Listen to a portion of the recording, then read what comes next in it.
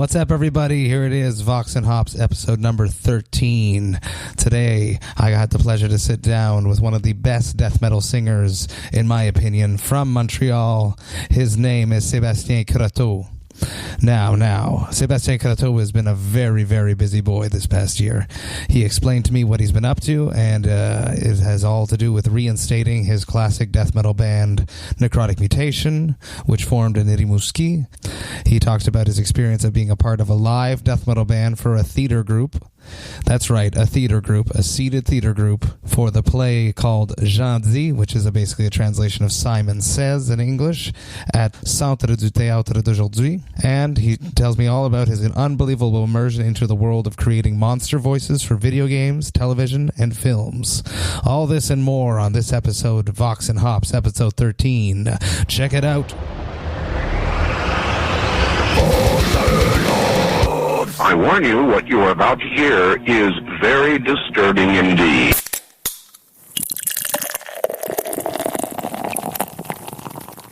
Hey, what's up, everyone? I'm here at Cité 2000 in the Cryptopsy Jam Room, and I'm hanging out with Sebastien Croteau, the vocalist extreme from Necrotic Mutation and the leader of the Monster Squad. Yeah. So tell me, what have you been up to?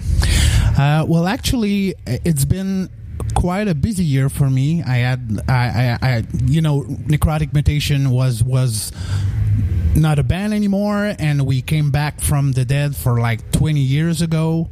So I had the band restarted. We re-released our old stuff. We did the Davy Montreal show, and it was quite a blast, having to practice with old bandmates that you haven't been playing for like 20 years.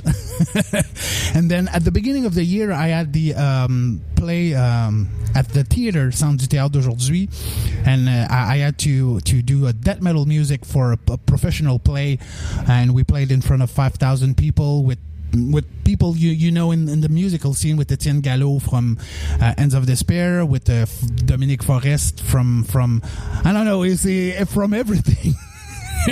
And also Mathieu Bérubé from Terra Mobile. So we did a band and we did the music for the play.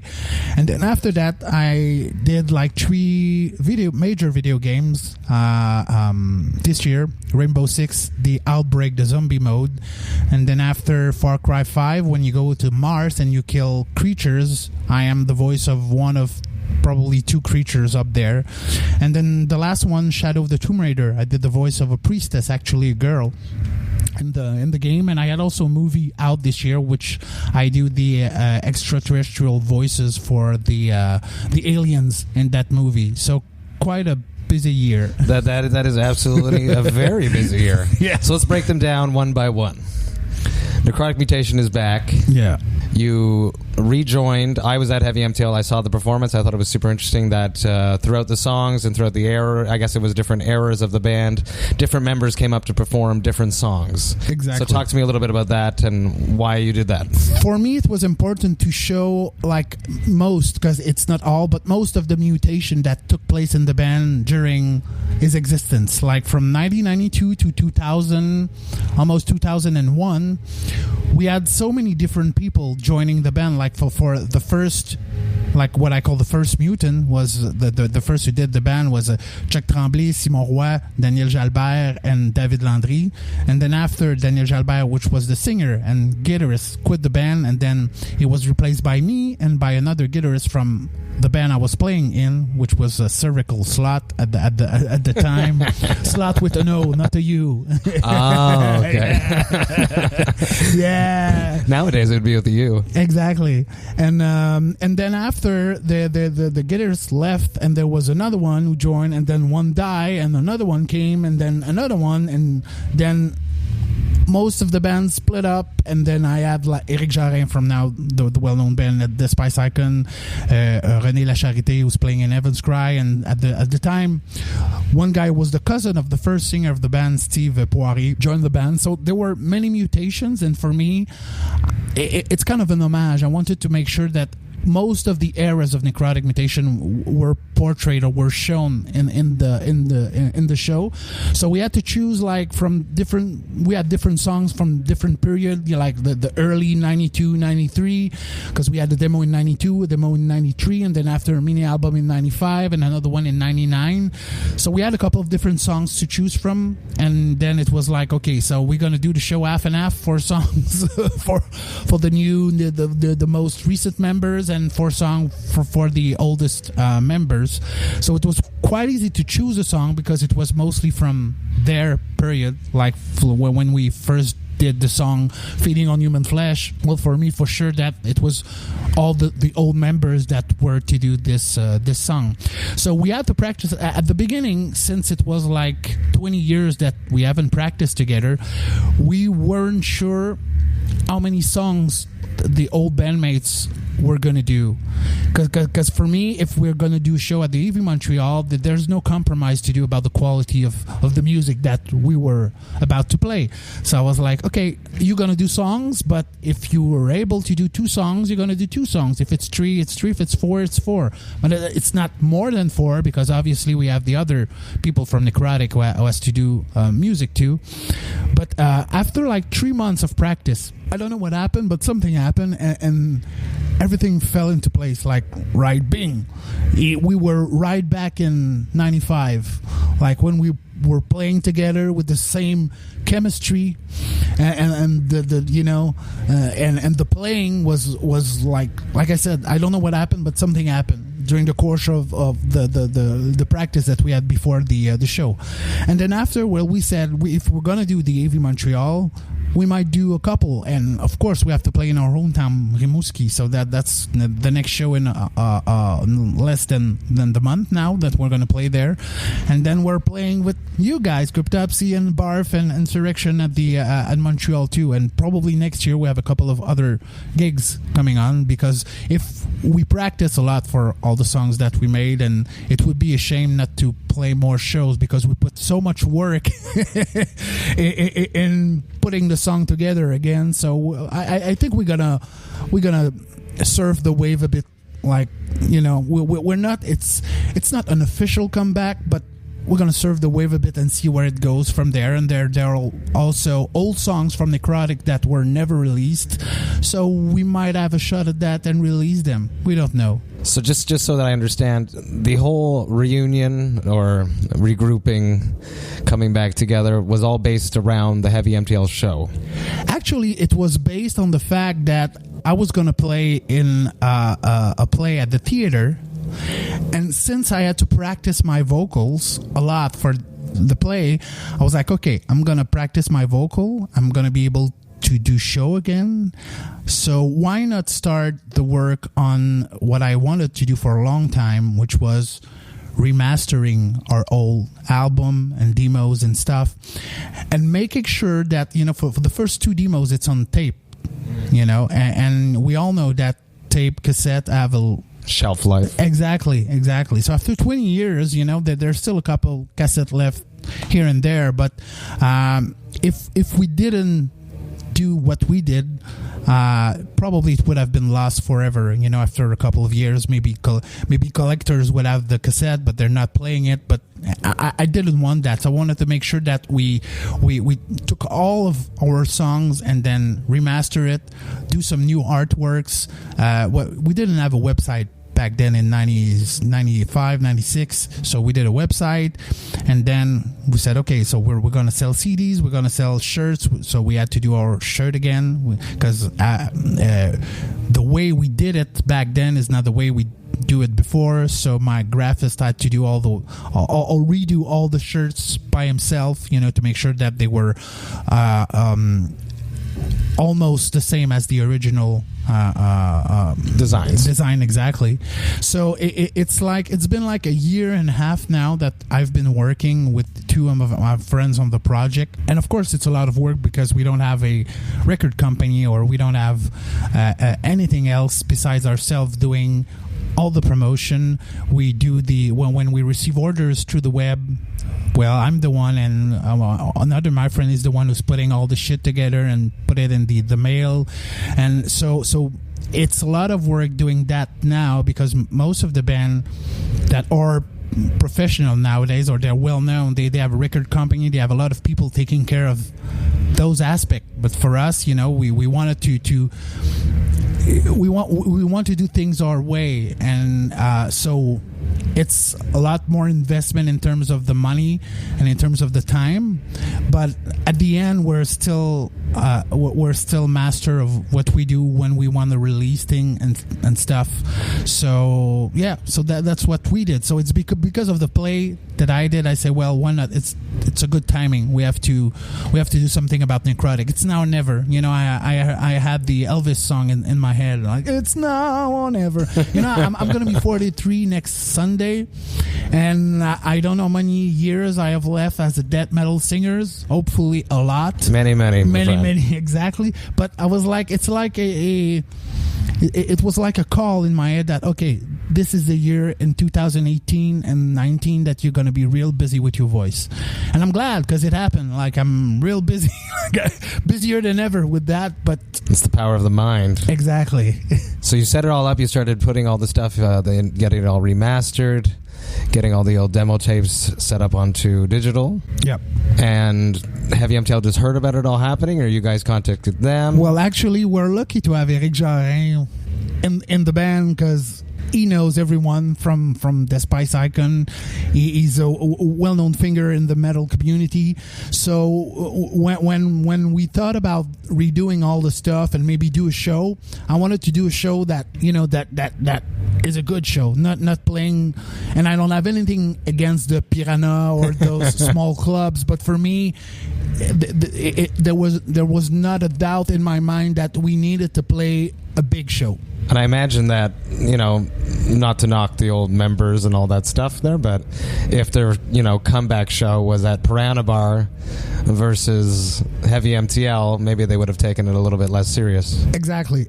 I think they were a lot motivated by the fact that they knew that there were going to be a lot of people coming to see. And also the fact that after 20 years of not playing death metal, I think they had to prove to themselves that they were still able to do it.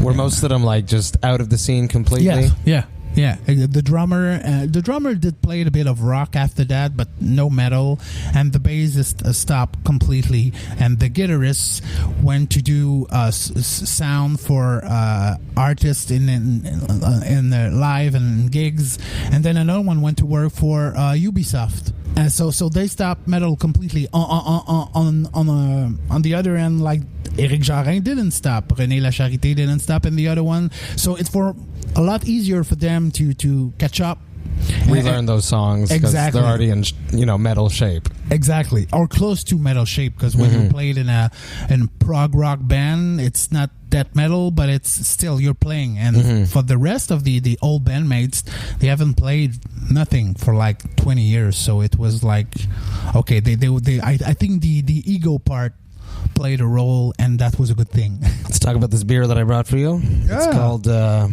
MoMo IPA. It's from MaBrasserie. MaBrasserie is in the east of Montreal on Holt Street. It is a co-op brewery, and they brew a whole bunch of different breweries, beers, all underneath one umbrella company called MaBrasserie. And this is brand new. It just came out for their second anniversary, and I'm extremely happy that they put it in a can, because I was going there over the summer and I kept telling them, this is great, put it in a can. I'd buy it, and it came out this weekend. So and it's cheers really to good. them. Yeah, cheers, man. It's really good. It's I'm more of a wine guy, but I like beer that tastes like this. Yeah, it's got Mosaic hops and another MO hops that I'm not familiar with. So Mosaic hops is my favorite hops. Yeah, it's fruity, it's tropical. It has the first thing you said when we tasted it before, you're like, oh, it has grapefruit juice in it. Yeah. And I'm like, no, it's just the hops. It's just the hops. So let's continue back to what we were saying from Necrotic Mutation. Now let's move on to the death metal play. Yeah. Tell me a little bit about that. Actually, it's funny because I got contacted by a guy I was friend on Facebook but never knew about, like many people on Facebook that you had as friend. Especially when since it started, I was like, okay, I had friend requests and I was always saying yes, because I never knew where it was coming from, because I I've been a politician. Funny story about that. Exactly, and I did a lot of things. I've helped musicians. I've worked for unions, for other things in the musical industry. So at the beginning of Facebook, I was adding a lot of people. And unfortunately, I added this guy who is actually an author, and he already did a couple of plays in Quebec, Montreal, and he sent me a message like, I'm gonna do a play. It's called Gentil, and I wanna have a death metal band. So I know you. I know I've been following you for years. I was like, dude, I don't know who you are. So. Yeah, and just to set this straight for everyone, this is not like a small time thing. This is like a play in a real playhouse where they do plays all the time. Yeah, 250 people every night for 20 shows, and for like huge publicity in all the mainstream media, and it is it. So did you take him seriously? Of course, because when he wrote me, I was like, okay, I'm interested. And then I went to look. I Googled the guy, and I said, oh, no, it's really the real thing. It's like the guy did professional plays, and for like many years, he's a well-known author. I called my mom, and I said, do you know this guy? And she said, yes, I know him. So if my mom knows him... You mom checked him. Yeah, exactly. I was like, okay, no, it's really serious. So then I asked, we had a meeting. And he told me, okay, look, I want to do this. I'm not sure exactly like what is going to be the lyrics for you guys, and how we're going to incorporate the music in the play. But I have like a good idea of where it should be, but I'm going to need to look at you when we're going to do practice with the actors and stuff. But I want to know if first you're interested, and second, if you know musicians that would be interested in doing a band, and he gave me total liberty about the people that I choose for the play. So for me, I went like, okay, who's like the top 5 drummer, top 5 bassist, top 5 guitarist, and then okay, who's on those 5 who are not in a big band and touring, because it was a long investment in terms of time, because we start practicing in. Actually, the first meeting we had was last year. We started practicing in September, and the play was in February. So it was a serious time commitment. Exactly. So the musicians were asked to be in Montreal and to practice every week for a period of 6 months. It's a miracle that Forrest was available. I know, but the pay, it was so damn good.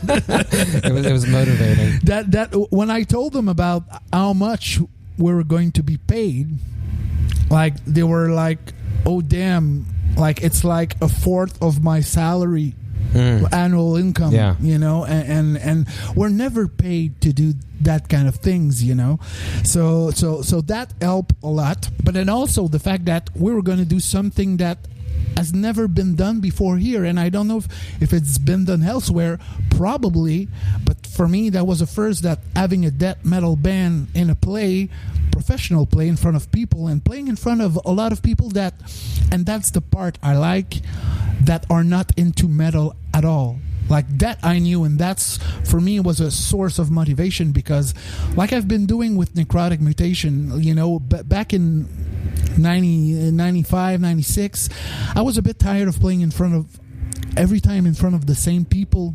And I said, we have to find a way to play in front of a new audience, even if they don't like it, just a chance to show them what we can do. And then came the Polywog, which was a festival, and there was like a rock band, rap band, whatever band was in there, and we started doing show, with those bands. And then after it came along, we were offered to do a Christmas song. No way. Yeah.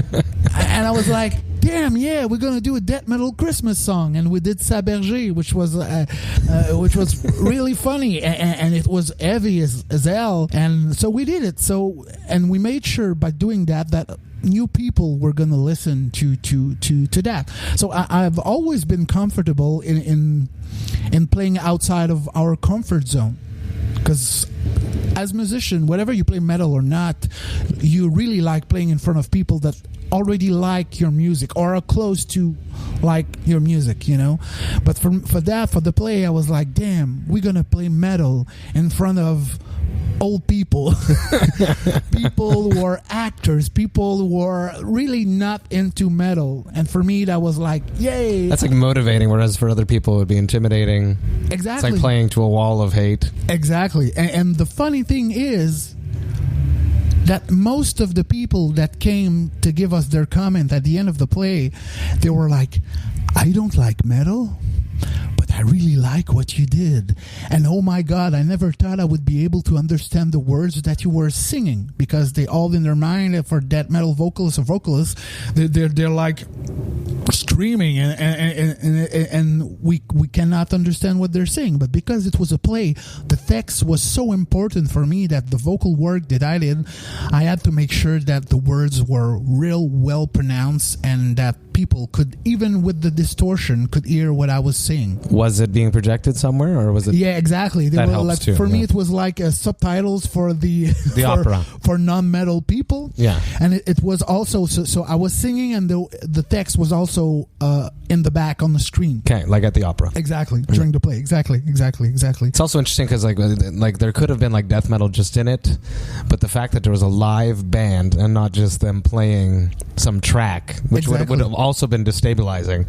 But the fact that it's a loud fucking death metal band. Yeah, and we were like what they did back then when doing music for the old movies. There was a live band playing and they were doing the music right when you were looking at the movies, you know, the old ways of doing things, and that's what I like.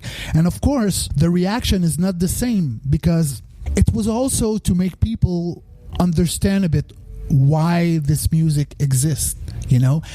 And you cannot see the talent of those musicians if you just listen to it. You have to see it. And a lot of people were quite amazed about, oh my God, the drummer is not like just hitting blasting, anything. is like really talented, and oh my God, there's so many notes, it's really hard, and so a lot of people were amazed at the musicianship, that they could not think if they were just listening to it, but they saw it and they believed it and say, okay, now this is not noise. That's it, because if you're like not used to hearing metal or listening to metal, you don't know how to dissect it the way that you and I could, and actually hear all the instruments doing the different things and knowing what talent it takes to play these certain things. For them, it's just like, screaming, noise, I don't like it. Exactly. And it was funny because the reaction, the play was about the truth. Okay? And sometimes the truth hurts. Like, metal can hurt people who are not used to it, and the author played a lot on this aspect. Like, and sometime in the play, like the play was about somebody we never see in the play. Actually, he's called Jean. It's a game, and it's like in English it's Simon Says. Exactly. Yeah. And it starts as a joke, like, okay, we're gonna play a game, Simon Says, and Simon says you're gonna tell me the truth, and you're gonna tell me your truth, and then it becomes kind of a sect. Like, people are coming into like a cult, this play, and they believe it, and it's become of a cult, and they say, okay, so a lot of the things were ritualistic, you know. When people were telling their truth, after that they were kind of baptized in the truth, and you know, we did play, we were doing music, but the funny thing is, we never did, like, the longest song we did was 2 minutes 30 seconds. Most of the music we did in the play was like sometime 10 seconds, sometime 30 seconds, sometime just a musical effect for 5 seconds, sometimes just distortion and a vocal, you know, like, and then we you know, so it was using both the music as a source of discomfort and the music as a source of catalyst for the actors, you know. And the funny thing is that they really did their job well, because they incorporated a lot of the metal elements in the play. Like, sometimes the actor would do choreographic work, and they were headbanging. They were doing stuff that we see in metal show, you know. So it was not like a band of actors doing something. It was really just one play which incorporated a metal band, and we were part of the show. And at the end, I was like, really, I became an actor at the end of the play. Like, I'm really people at the end they understand the role that the music play better, because I become kind of one of the actors, and the band is also during the play like kind of an actor in itself, because he's there, he's doing things, he's making people react to what the actors are saying and to the music, and setting like the overall tone of the play as well. Yeah, exactly. Is it something that you would like to undertake again?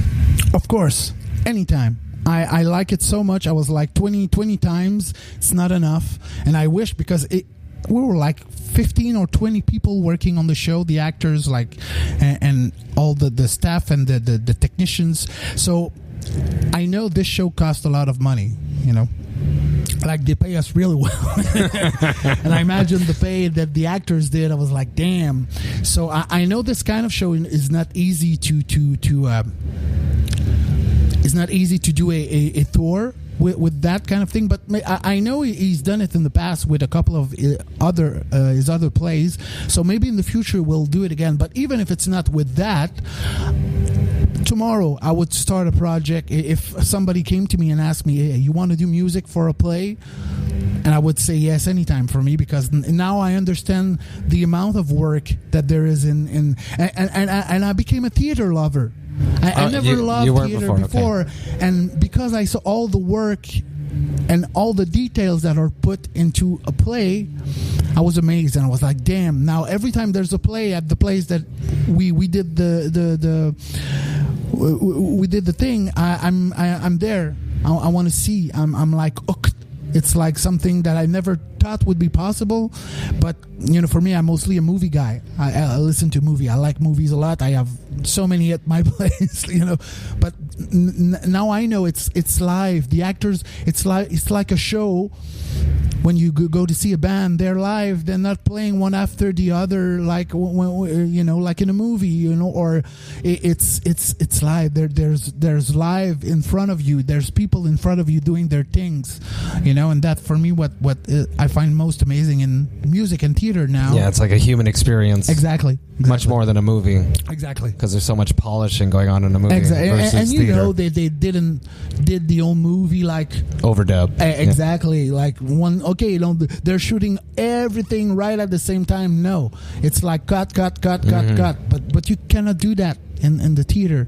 You do the whole thing, and it has to flow. It'd be interesting if you did the play in France somewhere, something like that. Maybe in the future.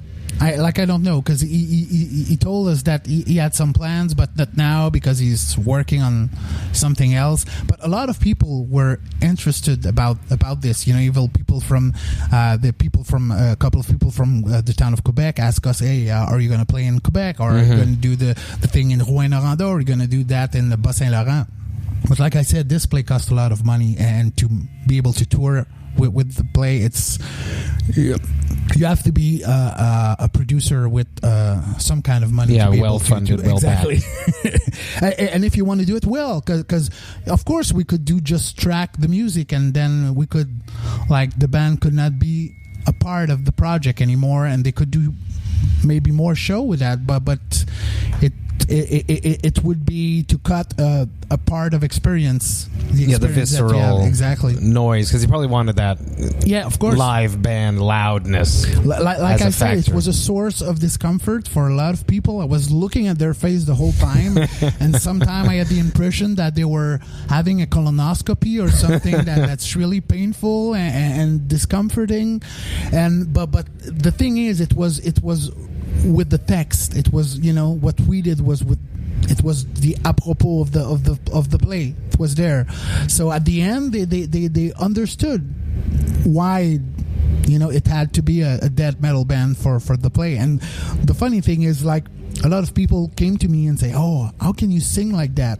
And I explained it to all the actors, and at the end, all the actors in the play, they were answering the question that people asked me because I told them so many times that, "Oh no, it's really a technique, and it's like this and like that," and that's what. And all the people were, "Damn!" And I've been invited to the École de Théâtre in Montreal at the next semester because they have singing classes, and the singing teacher there asked me to go there and to show them exactly how it's done and the different throat singing techniques that are close to death metal singing.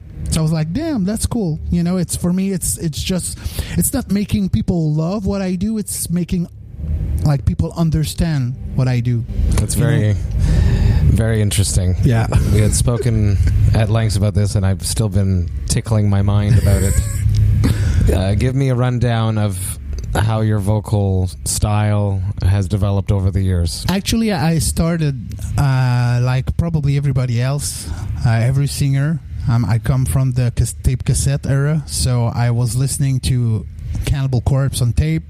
I was like, how can he do that? And I was trying to imitate the sound that I was hearing. I did the same when I was listening to Effigy of the Forgotten or Suffocation, and then Deicide I was trying to imitate.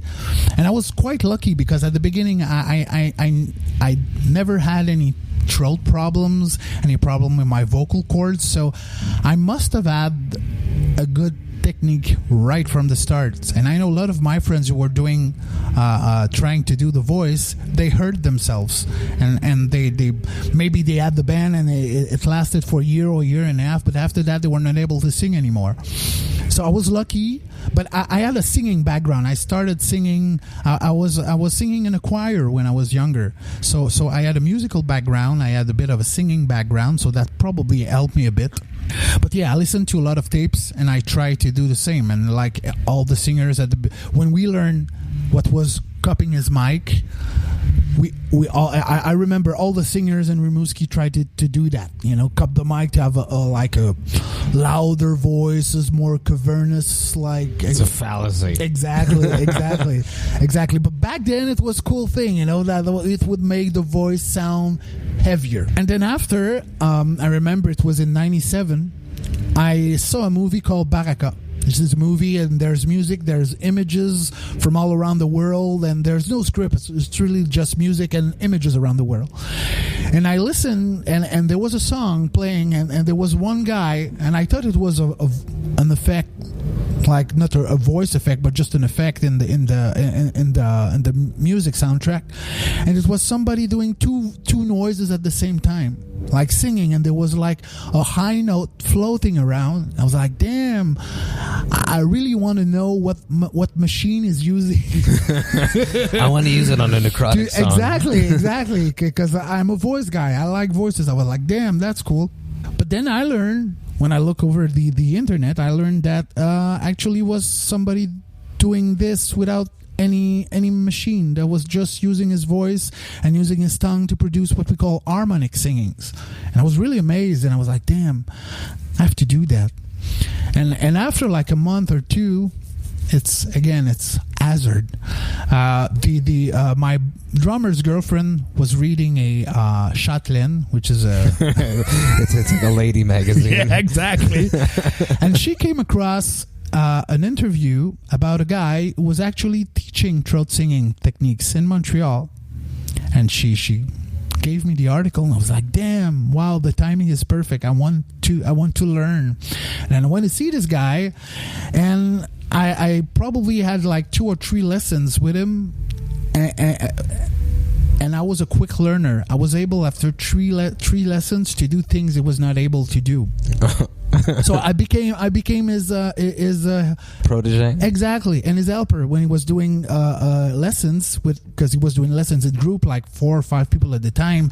I was there to assist him, like to show them things that he could not do. Did he take this well, or was he annoyed? No. Actually, this guy is like so zen, so like no ego for him. He was just happy to find somebody as passionate as him about throat singing. Mm-hmm. And then we were lucky because we had like we organized in the first throat singing festival probably in the world with Tibetan monks, Inuit throat singers, and I was the one representing the death metal community because for them, death metal was a form of throat singing, and we have to go back to 97 when I went to the Hospital of Montreal with doctors who actually introduced cameras in my nose and my throat, and we were able to see, and they were like a Tibetan monks and an Inuit throat singer, and I was me and the singer now of Obsolete Mankind, Marie-Hélène Landry, and she was there. So we had cameras, and they looked at how we were able to produce the while sound. you were screaming. Exactly. And the guy and the doctor said, well, it's so much alike, like you're using your false vocal cords to produce that, and then there's the question of intensity of the air we push with the diaphragms, but for the rest it was a question of vibration. It's for Tibetan throat singing, it's mostly done on the vocal cords. We have 2 vibration that is going on, and it produces what we call a subharmonic, like a note under the note that we're singing and that we're able to amplify.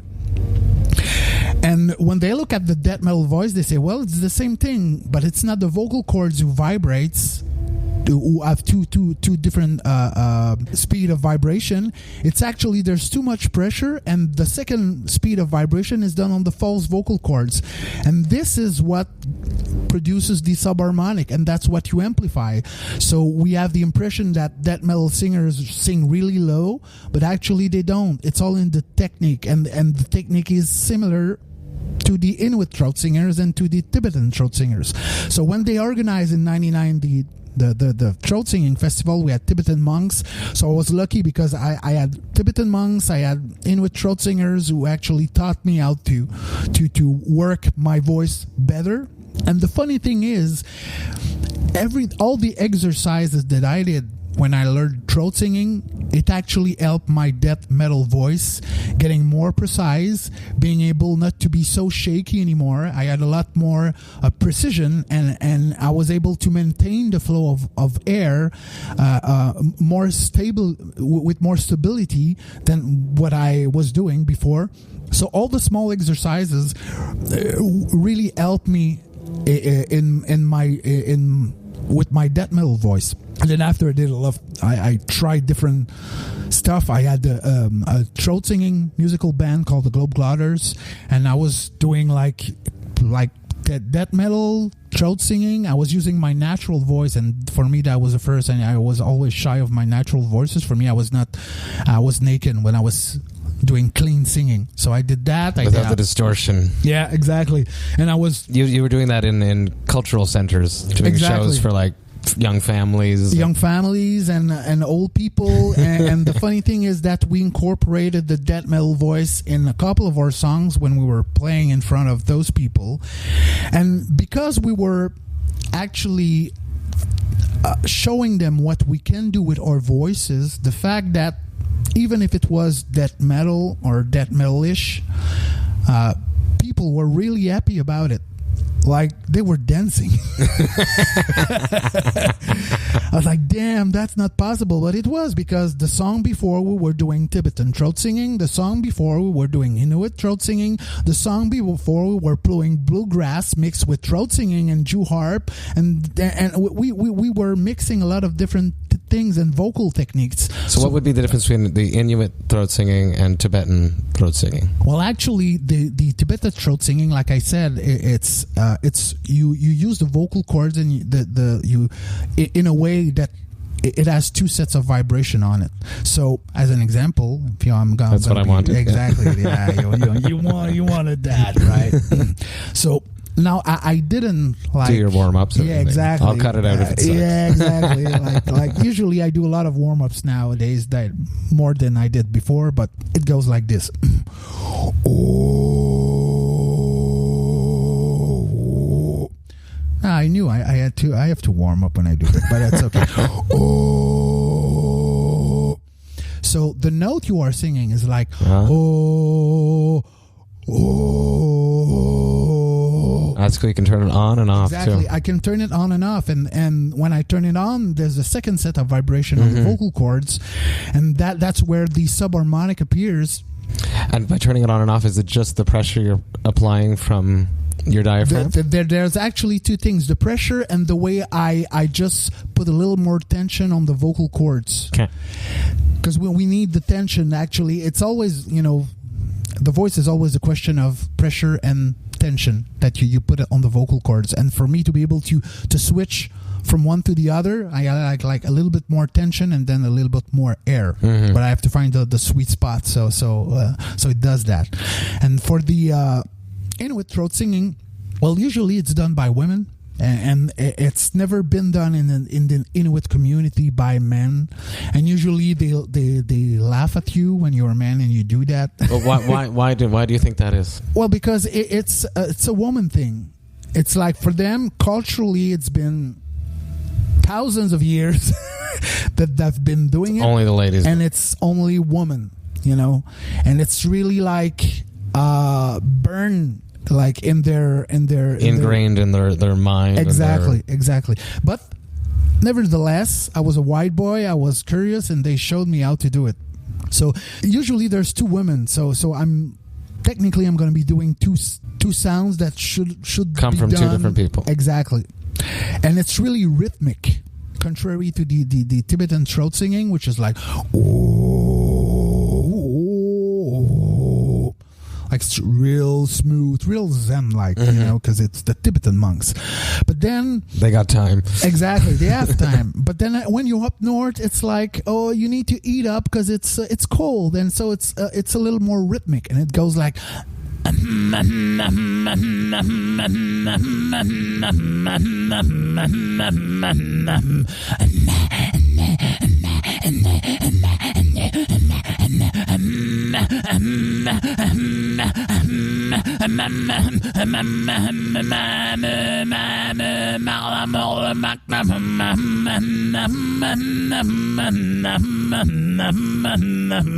So excellent diaphragm. So usually it's like two people doing those sounds, and it's almost more nasally. Yeah. At least one of the sounds you were doing. Exactly. But and some song they're like. So it's a little bit more higher, but mostly it's they have like a distortion, like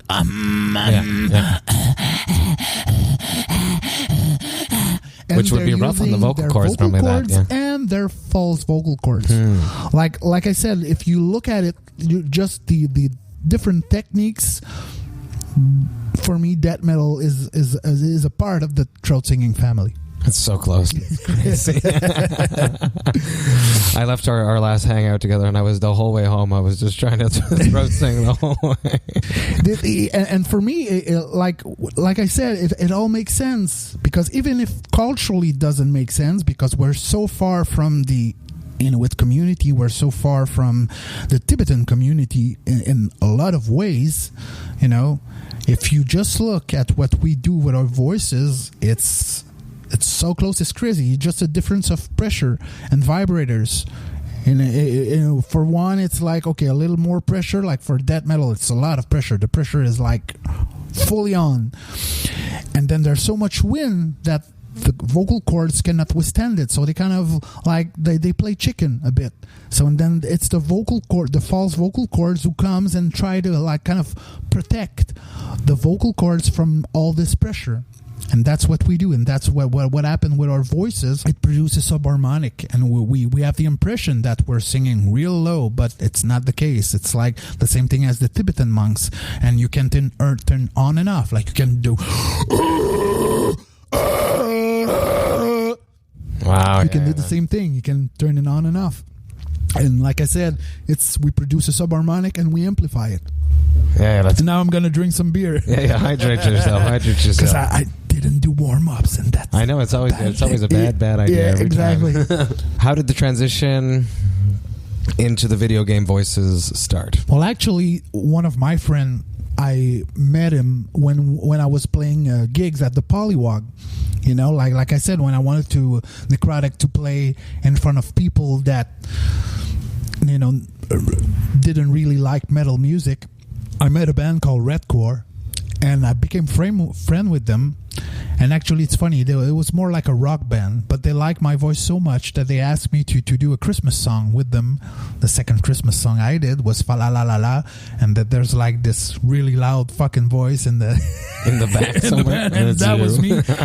So they did play that song live. So when it was around Christmas time, I went. So this guy was a friend of the band, and I became friend with the guy, and he went to work for Ubisoft back in 2005, and he knew a lot of people in Ubisoft, and he just like told me, well, maybe if I talk to the sound guy who was doing the voices for the game that we're working on, it might be a good idea that you talk to the guy and show him what actually you can do with your voice. Because I was able to do throat singing, I was able to do death metal, I was able to do harmonic singing, and a lot of different voice effects that I was able to do back in the days.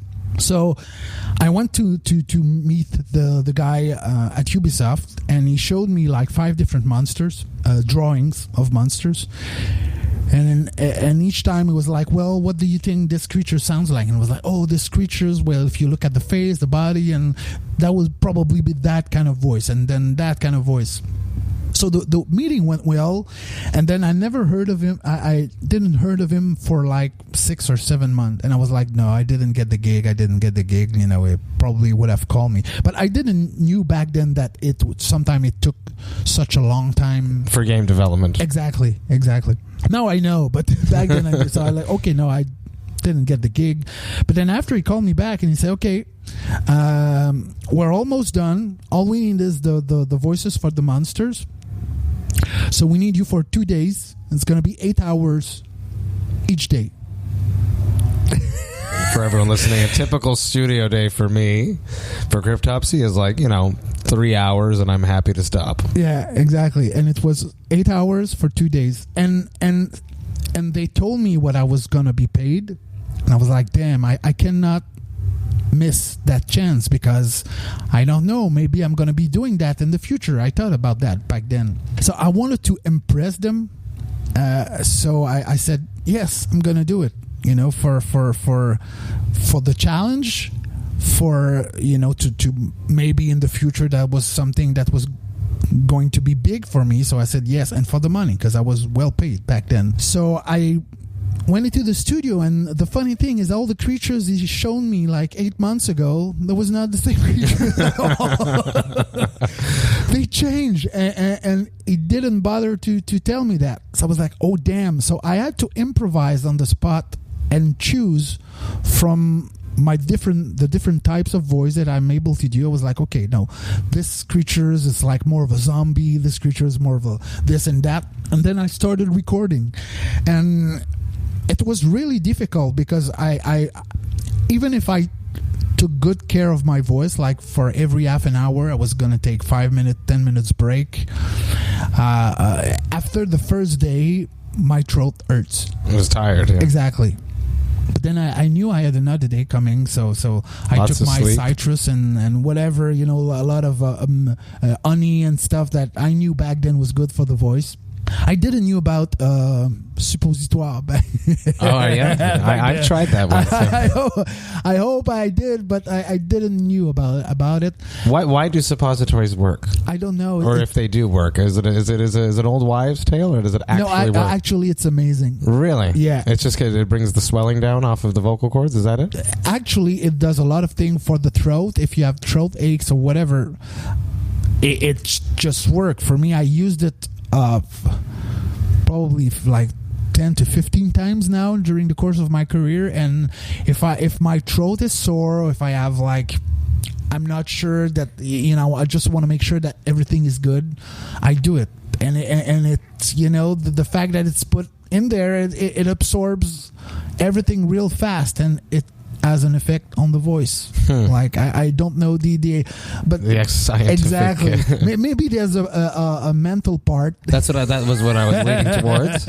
Is because whenever I have a big gig or something like that, I always feel like I'm getting sick or something. I don't know if that happens to you.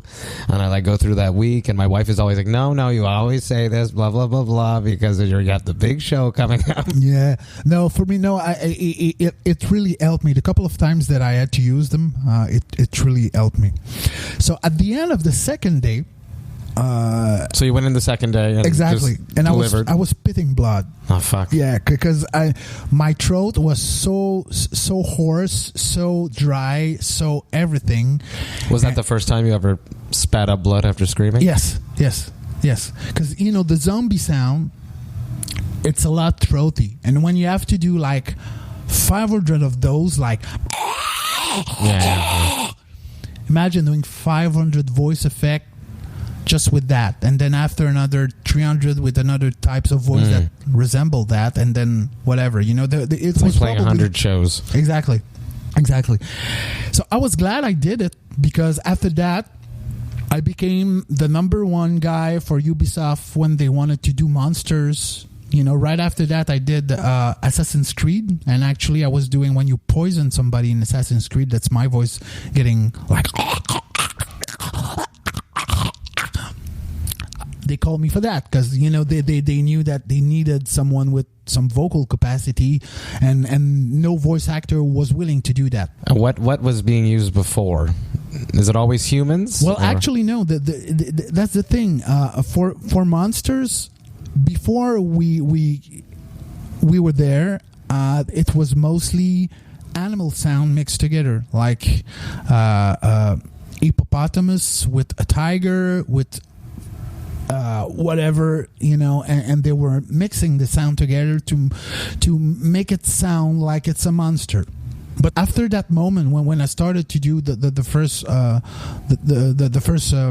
video games I did it was called Far Cry Instinct, and then right after that, it was not a monster because it was Assassin's Creed, but they needed something done which was hard on the voice, and they think let's get the guy to scream like an animal. Exactly. Yeah. But then after there was like, oh well, we have Prince of Persia coming out, and there's a few creatures.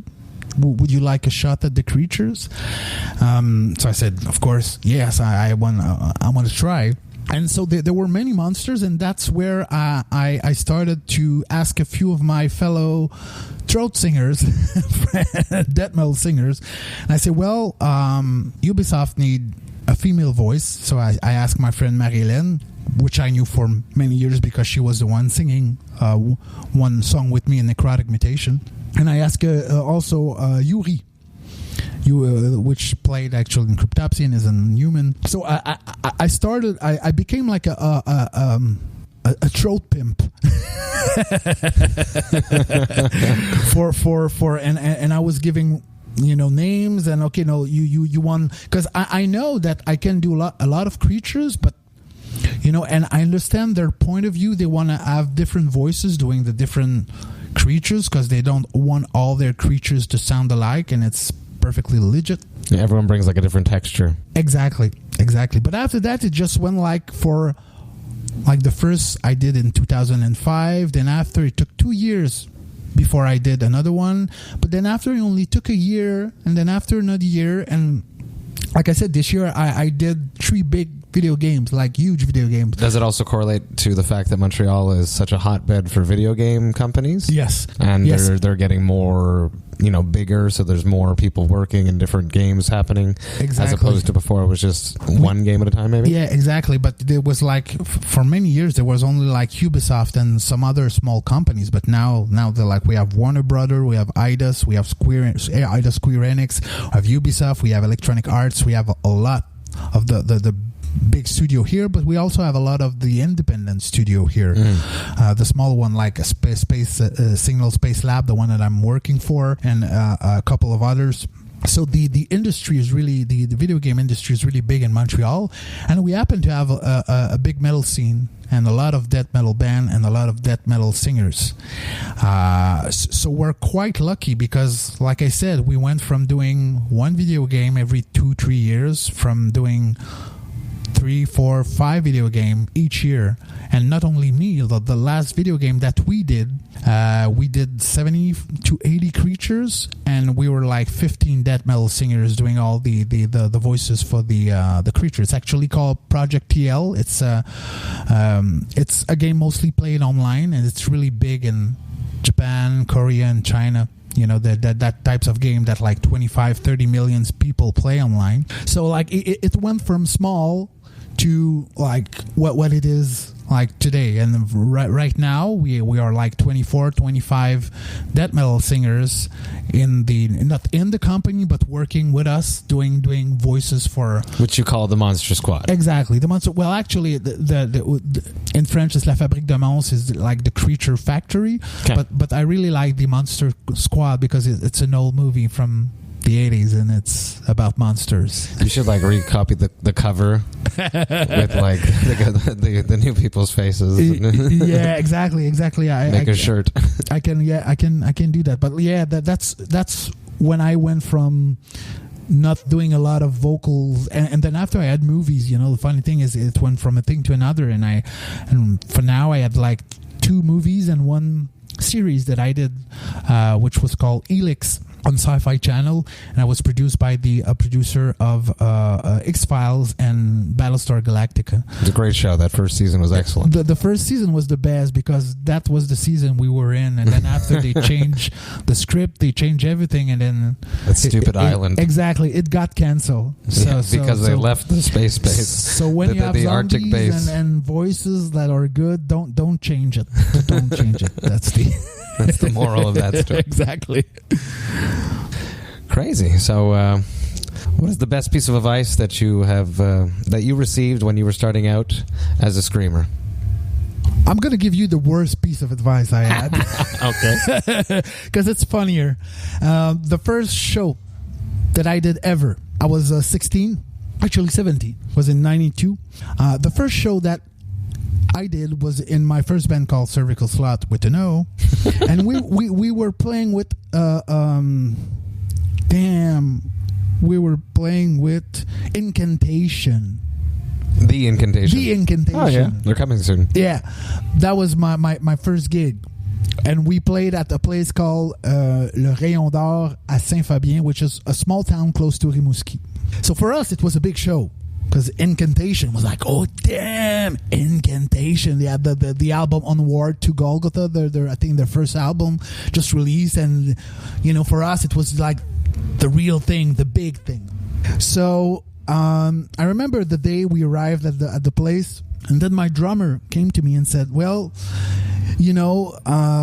for your voice, it gonna helps if you drink shooters." Of alcohol before the show, like probably 4 or 5 would be good, for the voice, because like it's gonna make you sound louder and so it's gonna be good. And then after, he said to me, well, this is a metal show, and they were all like older than me, so I drank what they said to me like it was like the Bible, man, for people who believe in it. Like, oh man, yeah, I've got to do that. And then he told me, well, you every time you're not singing, you have to headbang every time. Like, if you want to do a good show, that's what it takes. And then after, like, just before the show, I took my shooter. And he said to me, well, maybe go to the bathroom and put some water in your hair because it's gonna turn a lot faster if they are wet. So I followed all his the Bible. I followed all his good pieces of advices, and I did the show. And I remember that was my first show, and at the end of just the first song, I was out of breath from the headbanging, not the singing part. The headbanging, because I headbang like a maniac. Like a maniac. Because for me, they told me, yeah, to headbang like a maniac. So I did. And after like 3 songs, and I the funny thing is I have on tape my first show, and I remember like sometime at the end of some phrases, I'm like, I like my voice like. We can hear the out of breath singers. We can hear the guy who has like has no more air to sing because it's so busy with the headbang. So the morning after that show, I woke up and I had veins in my forehead that exploded, and they were it was all red, and we could see the vein, and it was all red. So that was the first piece of advice that I received as a death metal singer. It was like, you got to do that, you know.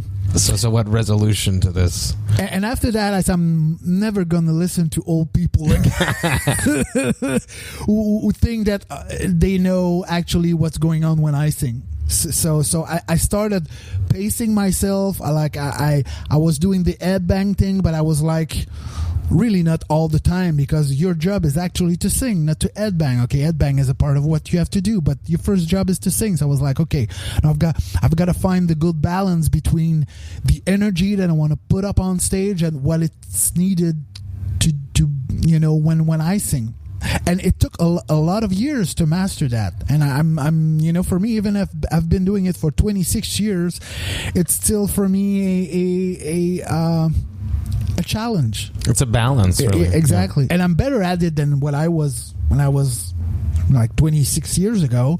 But when I do a show, it's like the same the same questions for me, like okay, no, I need air, and this part I'm gonna do headbang, it's gonna be, and you know, it always comes back, and I always have to find the balance when I'm doing the show. But since I know more how to pace myself, it's easier now than it was 26 years ago. And you have such like a high set of standards of what you want your vocals to sound like. So that's like priority number one. Yeah, for me, it's priority number one. If I cannot sound good, I'm not gonna headbang. I'm gonna throw myself on the stage. For me, it's the vocal. It's the first thing. You know, Chuck Schuldiner was not moving a lot because first he was playing guitar. He had a good excuse. But you know, for me, it's like you have to sing. There's so many singers today, like in the pop music, that are so out of breath from the dancing, they have to put a playback music. Mm-hmm. You know, and for me, it's you're no longer doing your job when you do that. And the same thing for you know, we have to sing first. We're singers. We're not choreograph or whatever. Headbangers. We're singers. So for me, it's the first thing that I want to make sure that everything is A1 when I do that. What is one accomplishment that you're the most proud of? There are a lot, but I'm going to say the show that we did at the EV Montreal, for a couple of reasons, but the first one would be that I was able to bring together people that I thought first were not able to play death metal anymore, and then two different eras who actually never met. Really? And not only they never met, at the time it was like there was a tension because the old bandmates thought that the band would be over when they left, but the band was not over when they left. Oh, there was bad blood back in the day. Exactly. So not only I was able to, I was like a child asking for his divorced parent to meet up after 20 years. And not only they have fun during the supper, you parent trap them. They come back together. You parent trap them. Exactly. And not only did they had to accept that the show was not going to be just about them. It's going to be about, and from both sides, you know, for both sides had to accept that there was going to be other people playing. It's about the band. Exactly. And for me, I was like, no. It's going to be 4-4, depending on if they're able to play it. But I really want to make sure that everyone has time and to make sure that they have like all the times that they need. And for me, it was like I said, an homage to the bands I've played in, Necrotic Mutation. So during the course, they first we practiced like the different era. We practice on one side, we practice on the others. And remember, the first practice that we did all the band together, I was really nervous. I wanted to make sure that everything was going to go well. And like I said, I was like a child meeting his divorced parent and inviting them to a supper. And not only it went well, they really bonded through the whole thing. Time heals all wounds too. Exactly. And for me, we took a picture of all the band together and the different eras together. And for me, that symbolizes the effort that we did to bond and to show what is Necrotic Mutation. Different people in different eras loving this band and doing music. And what's going to happen for future shows? Is it everyone again, or is it just going to be some members? For the next 2 shows, it's going to be the same lineup that we had for the AV Montreal, which is the 2 different eras that are even if like we don't have the same amount of time for the show at the National, but it's going to be the same thing. It's for me, I want to be equal, so they're going to be like 3 songs for one era and 3 songs for the other one. Next year it's going to be something else. First, because Eric Jarin is going to be busy. And I don't want to hint at what he's going to be busy with, but he's going to be busy. And if he's not there, for me, it's what I do with Necrotic Mutation. It's mostly about friends. And if he's not there, I'm not gonna, or he's not available, I'm not gonna try to find a new guitarist to replace him. I'm not gonna. No, for me, Necrotic Mutation are these guys, and I want these guys to play. So maybe next year we're going to focus more on the old lineup, doing like oldies but goodies shows, like in different places, because it's really hard also to when you are 7 people in a band to make sure everything fits in their schedules for one show. So especially as we get older. Exactly. And especially when you have like Eric, who has like 2 other bands, and René was playing with him in another band, and Steve is playing in another band too in Sherbrooke. Everyone's got kids. Exactly. And one of our guitarists for the old lineup is going to have a child in February. So it's probably going to be mostly like I said, the old Necrotic Mutation playing, doing shows. Because we have a few songs that we did with them that never been released. So we might try and find the tapes that they're on, the cassette, and maybe start all over again from what there's on the tape, because they're never been released, and they were really good song back in the days. And I think it's still relevant. For me, it's part of the history of the band. And for me, like, yeah, we might release them. But there's also a part of song with Eric. We almost had an album out in 2001. Everything is recorded, and it's only missing one solo and the vocals. Since Eric is busy next year, it's not going to be next year, but maybe in 2020, there's going to be something new. So for the next year, it's going to be the whole lineup, and maybe the year after, the newest one. Oh, it sounds like you have everything planned out. A bit. You're a wise man. But I leave some space for the unknown, because we never know. Maybe we're going to be releasing both of the songs that were never released on the same album. Maybe I don't know. I want to leave some options. We plan to do, like, right now we're releasing all our old demos, the band actually that were before Necrotic Mutation, the 3 bands that form in a way Necrotic Mutation were Disaster, Corruption, and Cervical Slot from Rimouski. So I wanted to make sure that we, like I said, for Necrotic, didn't lose the songs, and because it's all on tape cassette and it's going to disappear in a few years. Exactly. So we are doing the same thing right now. We remaster all the songs from the old demos, and since it's tied to the history of Necrotic Mutation, we called it Mutation Zero, which are the band before. It's very cool. Exactly. But there's still have a lot of bands from Rimouski, from our hometown, that might disappear if we don't do something with them. So there might be a compilation next year, like the ultimate Rimouski death metal band compilation. What was it about Rimouski? It was well before I started playing with Cryptopsy that there was this fabled scene in Rimouski. Actually, we're still trying to figure out what happened back in the days to make Rimouski such a formidable place to play when you were a death metal band.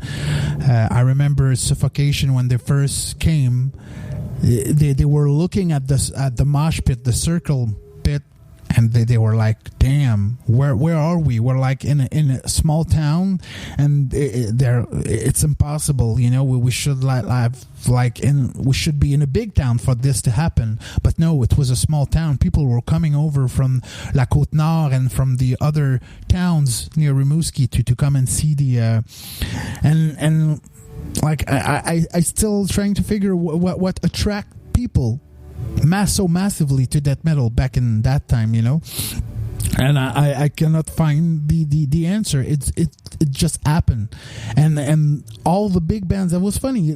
I remember like Suffocation, Cannibal Corpse, Napalm Death came, Macabre, a lot of the bands, and they were doing a Canadian tour, and the Canadian tour consists of Montreal, Quebec, Ottawa, and probably Vancouver. But there was a place called Rimouski.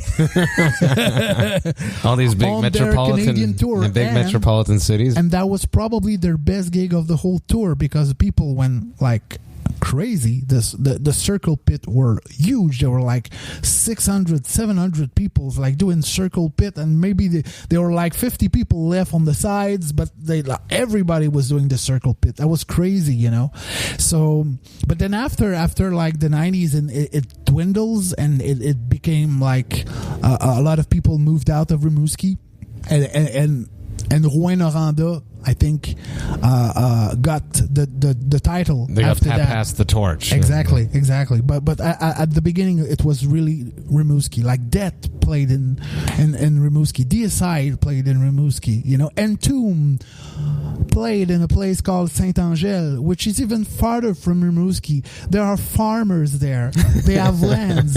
It's isolated, and I can imagine the band, like your Entomb, your well-known band, and you have to you are in the car, and all you see is cows and churches and balles de foin. Some bales of hay. Yeah, and it's like, okay, you know, I'm gonna play a gig in this town. No and way. Then like 600 kids come out of the woods. Like, where do these kids come from? It's crazy. It's just like a perfect timing. Exactly. Yeah, like it hit the vein of. Yeah, it's like the perfect storm. It happened and was bam, and everybody was loving death metal, and everybody wanted to listen death metal.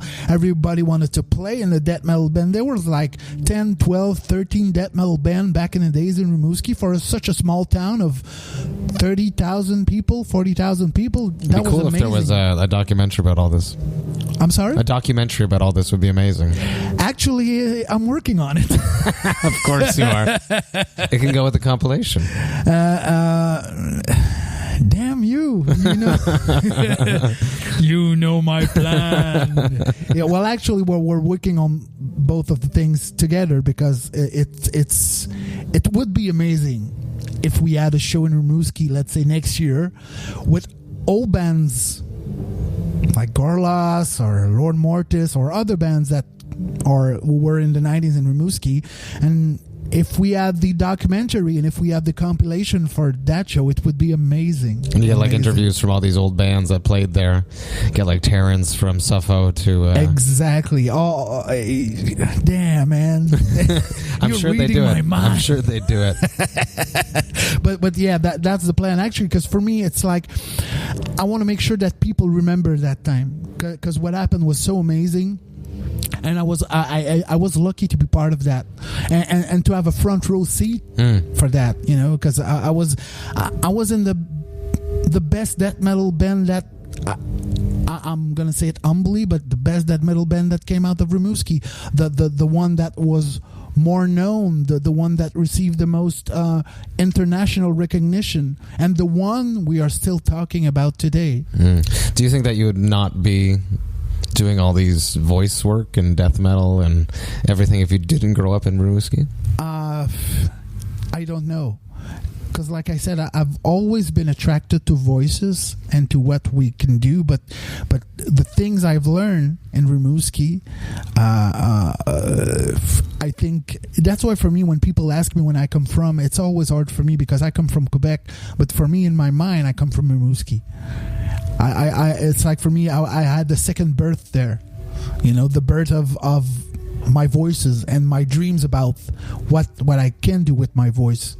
So yeah, I think in a way, if I hadn't been there at that time, I would have been choir. I would be in a different place right now. Although I've probably been singing in a choir about Jesus and stuff, and I wanted to be a priest. So maybe you wanted to be a priest. A priest, and not a pedophile. I didn't say that. I said a priest. No, because nowadays it's like they're too close. Exactly. They're too close for comfort. So yeah, maybe I would be doing that. But for me, what I did in Rimouski shaped my life. Necrotic Mutation helped shape a big part of my life, and that's what I'm doing with Necrotic right now. It's putting back on the scene what has been so important to me and to all my friends back there, back in the days. And for me, like at the beginning when I thought about all the project, for me it was mostly about the recognition of the past and making sure that we do not forget where we come from. Because for me, it shapes where we need to go, and when we don't know where we come from, and we basically don't know where we're going. So for me, it was like, all our old shows like on VHS. It's going to be on YouTube and everything that I have from that period, because I just want to make sure that people don't forget that. So it's like, for me, it's for the collective memory of the metal scene in Quebec. That's why it's so important to me. That's amazing. It's always a pleasure to talk with you. Always a pleasure. You always blow my mind. I'm humbled by your vocal prowess. Thank you. Your vocal powers and your vocal abilities. Thank you for being. I am the power. Thank you for being a guest on Vox and Hops, and thank you, Matt. I hope that we get to do it again. We could do like a live lesson. Of course, that'd be super fun. Thank you, Matt. All the best. Thank you.